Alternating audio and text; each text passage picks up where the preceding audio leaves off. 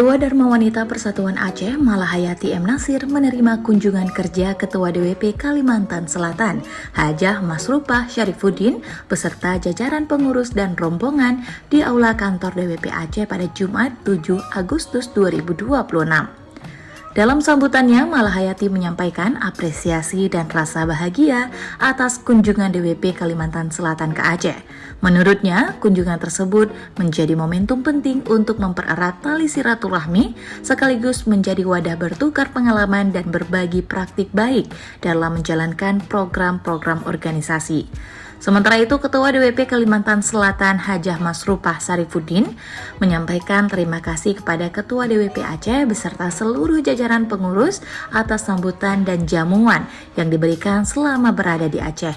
Ia mengaku sangat terkesan dengan sambutan yang diterima serta menikmati beragam kuliner khas Aceh.